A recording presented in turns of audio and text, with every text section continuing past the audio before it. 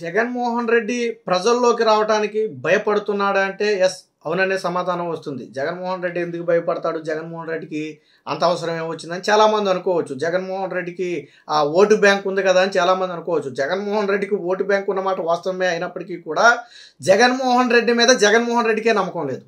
ఆ పార్టీని 5 ఏళ్ల పాటు కాపాడగలనన్న నమ్మకం జగన్మోహన్ రెడ్డికి లేకుండా పోయింది.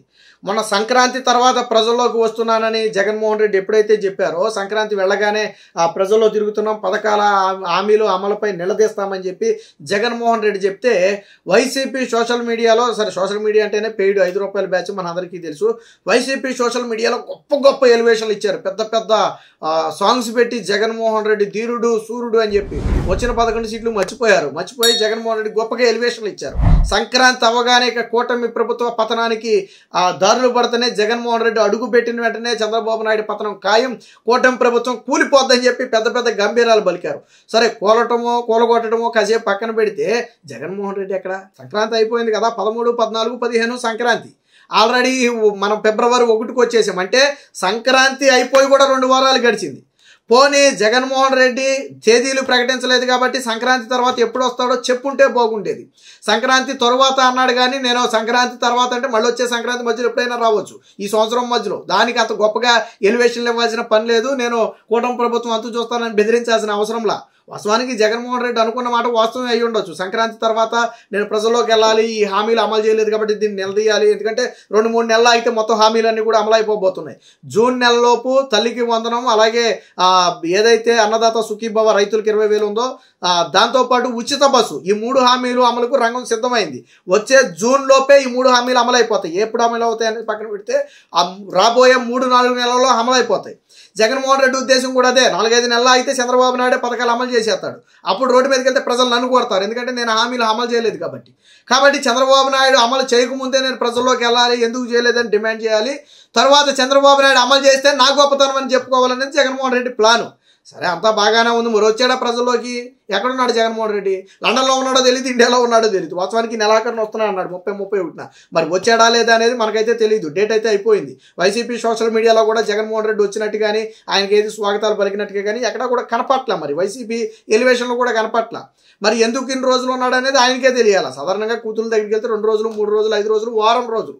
అంతకు మించి జగన్మోహన్ రెడ్డి బేసిక్గా అంత ముందు ఉన్న దాఖలాలు ఎప్పుడు లేవు. ఆయన అధికారంలో ఉన్నా లేకపోయినా ఎప్పుడు లేడు అంతకాలం. మరి ఇప్పుడు ఎందుకు అన్ని రోజులు ఉన్నాడు అంటే ఆల్రెడీ మనం గతంలో మాట్లాడుకున్నాం. అయితే ఇక్కడ నుంచి ఏదన్నా తీసుకెళ్లి దాచుకునే ప్రయత్నం చేయాలా, లేదా అక్కడ ఏదన్నా వ్యూహాలు అమలు చేస్తూ ఉండాలి. అరెస్ట్ నుంచి తప్పించుకోవడానికో లేదా ప్రభుత్వాన్ని కూల్చడానికి ఏదైనా కొత్తగా వ్యూహాలు పన్నుతూ ఉండాలి. ఏది ఏమైనా జగన్మోహన్ రెడ్డి ఇచ్చిన మాటను పట్టుకుని పాపం గుడ్డలు చింపుకుని ఎగిరినటువంటి వైసీపీ పేటీఎం బ్యాచ్ ఇప్పుడు దేనంగా ఆ మూలకి ఈ మూలకి చూడాల్సి వస్తుంది. ఎందుకు? అరే మేమేమో పోస్ట్ వేసేసాం, పండగ తర్వాత ఒక్కొక్కడికి పగిలిపోద్దని చెప్పి గంభీరాలు బలికాం, కాడర్లు ఎగరేసాం. అసలు జగన్మోహన్ రెడ్డి రావడం సంగతి దేవుడు ఎరుగు. అక్కడ ఉన్నాడో ఎక్కడ ఉన్నాడో కూడా తెలియట్లేదు. అప్పుడు మాకెందుకు చేయమన్నట్టు, ఈ లీకులు ఎందుకు ఇచ్చినట్టు, మాతో ఎందుకు రెచ్చగొట్టినట్టు ఇప్పుడు సోషల్ మీడియాలో అడుగుతున్నారు. జనసేన, టీడీపీ, బీజేపీ కార్యకర్తలు, నాయకులు సోషల్ మీడియాలో ట్యాగిల్ చేసి అడుగుతున్నారు. ఎలా ఇంకా సంక్రాంతి పండుగ అవ్వలేదా, మీ అన్న ఎక్కడా కనపట్లేదు, ఏదో వచ్చేస్తాడన్నారు కదా ఎక్కడ అని చెప్పి అడుగుతుంటే వీళ్ళు తలెత్తుకోలేని పరిస్థితి. దీనికి రీజన్ ఒకటే, జగన్మోహన్ రెడ్డి వాస్తవానికి రావాలి అనుకున్నప్పటికీ కూడా రాలేని పరిస్థితి ఉంది. సూపర్ 6లో కొన్ని హామీలు అమలు ఆలస్యమైన మాట వాస్తవమే, ఇంకా జరగని మాట వాస్తవమే.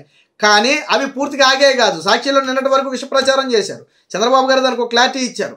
ఫైనాన్షియల్ క్రైసిస్ వల్ల జగన్మోహన్ రెడ్డి సృష్టించిన ఆర్థిక విధ్వంసం వల్ల పథకాలు 1-2 నెలలు ఆలస్యం కావచ్చు, బట్ అది ఆగే పథకాలు కాదు. జగన్మోహన్ రెడ్డి దాన్ని క్యాష్ చేసుకోవాలని ప్రయత్నించి కూడా రావట్లేదు, ఎందుకంటే మిగతాదంతా సజావుగా సాగుతుంది. ప్రజలు కూడా మీరు కత్తితో పొడి చేసి మీరు ఇస్తానన్నారు ఇవ్వండి అని ప్రజలు కూడా అడగట్లా. ఆల్రెడీ మెయిన్ హామీ అయినటువంటి పింఛన్ ₹4,000 అమలైపోయింది. ఉచిత గ్యాస్ సిలిండర్ అమలైపోయింది. మెయిన్ కీలక హామీలు అమలైపోయినాయి. మెగా డిఎస్సి ఆల్రెడీ హామీ ఇచ్చేసారు. ఎంఎస్సి కోడ్ ముగియగానే దాని మీద నోటిఫికేషన్ కూడా విడుదల చేస్తున్నారు, అది కూడా ప్రకటించేశారు.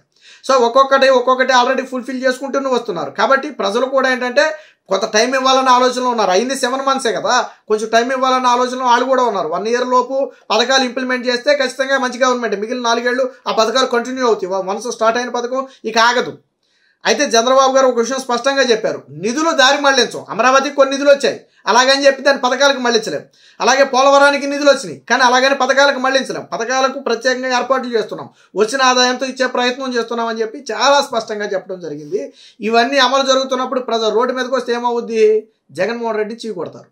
ఇప్పుడు జగన్మోహన్ రెడ్డి పాలన నచ్చక ఎవరు బయటకు వచ్చినా ఆదరించారు, జగన్మోహన్ రెడ్డిని చీకొట్టారు. అప్పట్లో గడప గడపకు అన్నాడు, బస్సు యాత్ర అన్నాడు, సామాజిక యాత్ర అన్నాడు, సిద్ధం అన్నాడు. ప్రజలు దేకల, ప్రతిపక్ష హోదా కూడా ఇవ్వాల. దారుణంగా ఓడించారు జగన్మోహన్ రెడ్డిని. ఓడించడం అంటే అలా ఇలా కాదు, ఒక రకంగా జగన్మోహన్ రెడ్డి లాంటి వ్యక్తి మరి అంత దారుణ పరాజయాన్ని తట్టుకోవడం కూడా కష్టమే మానసికంగా. ఎందుకంటే జగన్మోహన్ రెడ్డి అధికారానికి అలవాటు పడ్డాడు, 5 ఏళ్ల పాటు దోచుకోవడానికి అలవాటు పడ్డాడు.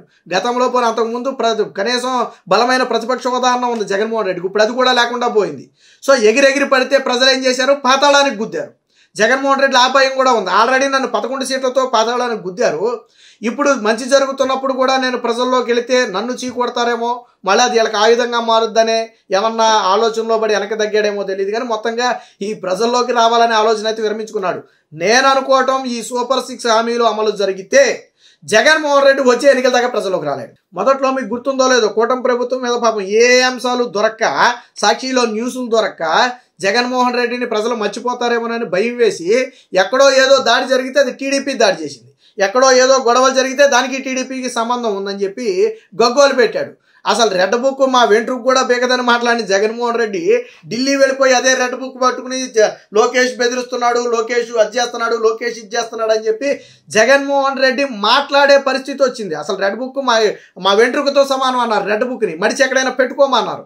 అలాంటిది రెడ్ బుక్కి భయపడి ఢిల్లీ పరిగెట్టాడు జగన్మోహన్ రెడ్డి. ఇక్కడ కాదు ఢిల్లీ పరిగెట్టాడు, ఏపీలో కాదు ఢిల్లీలో అంటే ఏపీలో మరి తలెత్తుకోలేకపోయాడో ఏమో తెలియదు, కానీ ఢిల్లీ పరిగెట్టి అక్కడ రెడ్ బుక్ గురించి మాట్లాడే ప్రయత్నం చేశాడు. అది కూడా బూమ్రాంగ్ అయింది. నువ్వు ఏపీలో ఏడవలాగా ఢిల్లీ వచ్చి ఏం మాట్లాడతావని చెప్పి అదేమి జాతీయ ఇష్యూ కాదే, అదేమి నేషనల్ ఇష్యూ కాదే, అదేమి కేంద్ర ప్రభుత్వాన్ని నిలదీసే అంశం కాదే. నువ్వు ఆ ఏపీలో గొడవలు జరిగినాయి, కొంతమంది కొట్టుకున్నారు, ఓకే, దాని మీద ఒకవేళ నువ్వు అనుకున్నట్టుగా ఇలా పాత్ర ఉందని తెలిసినా నువ్వు నిలదీయాల్సింది ఇక్కడ, ఢిల్లీలో కాదు కదా. ఎందుకు ఏపీలో తలెత్తుకోలేకపోయావు అంటే వాస్తవానికి జగన్మోహన్ రెడ్డి ప్రజల ముందు తలెత్తుకోలేని పరిస్థితి. మొన్న విజయవాడ ఫ్లడ్స్ సమయంలో కూడా 2 రోజుల పాటు రోజుకు ఒక పావు గంట అరగంట స్పెండ్ చేసి వెళ్ళిపోయాడు తప్ప చంటి పిల్లలకి ఒక పాల ప్యాకెట్ కానీ ఒక బిస్కెట్ ప్యాకెట్ కానీ ఇవ్వాల. సరే ఇవ్వకపోతే ఇవ్వకపోయావు, నిన్ను ఎవడ అడగల, ₹1 కోటి ఇస్తానని చెప్పి ప్రకటించాడు. స్టిల్ ఈ రోజుకి ₹1 కోటి ఇవ్వాల. 4 నెలలు 5 నెలలు గడిచిపోయింది, ఆల్రెడీ వరదలు వచ్చి. స్టిల్ ఈ రోజుకి జగన్మోహన్ రెడ్డి ₹1 కోటి ఇవ్వాల. నువ్విస్తానని ప్రకటించింది నిన్ను ఎవడ అడగల, ఈ రోజుకి ఇవ్వాల. జగన్మోహన్ రెడ్డి చిత్తశుద్ధి ఏంటనేది దీన్ని బట్టి అర్థమవుతుంది. అంటే జగన్మోహన్ రెడ్డి ప్రజల్లోకి రాలేడు. జగన్మోహన్ రెడ్డి కరెక్ట్గా ఏదన్నా ప్రెస్ మీట్ పెట్టాలి, మాట్లాడాలి అనుకున్నప్పుడు మాత్రమే బెంగళూరు నుంచి దిగుతాడు, మాట్లాడేసి బెంగళూరు వెళ్ళిపోతాడు. తాడేపల్లి ప్యాలెస్లో కూడా ఉండట్లా జగన్మోహన్ రెడ్డి, ఉండలేకపోతున్నాడు. సరే అక్కడ ఏమన్నా పథకరాజ్యం చేస్తున్నాడా లేదా ఇంకోటి చేస్తున్నాడా అనేది బయట పెడితే ఆంధ్రాలో జగన్మోహన్ రెడ్డి తలెత్తుకుని తిరగలేని పరిస్థితి. ఒక పక్క ప్రతిపక్ష హోదా లేదు, ఇంకో పక్క ప్రతిపక్ష హోదా కావాలని కోర్టుకి వెళ్తే ప్రజలు చీకొడుతున్నారు. మేమేమన్నా ప్రతిపక్ష హోదా అడుక్కోవడానికి సిగ్గులేదా జగన్మోహన్ రెడ్డి, గతంలో టీడీపీ హోదా బీకేస్తానని మాట్లాడావు అని చెప్పి అదొక బాధ. అసెంబ్లీలోన అడుగు పెట్టలేడు, అసెంబ్లీలో అడుగు పెడితే ఎక్కడ జగన్మోహన్ రెడ్డిని 164 మంది కలిసి ఎగతాళి చేస్తే తల ఎక్కడ పెట్టుకోవాలనే భయం జగన్మోహన్ రెడ్డి. ఇంకో పక్క ఎక్కడ తన అవినీతి బయటపడదో, ఎక్కడ వివేక హత్య కేసు బయటకు వస్తుందో అని ఇంకొక భయం.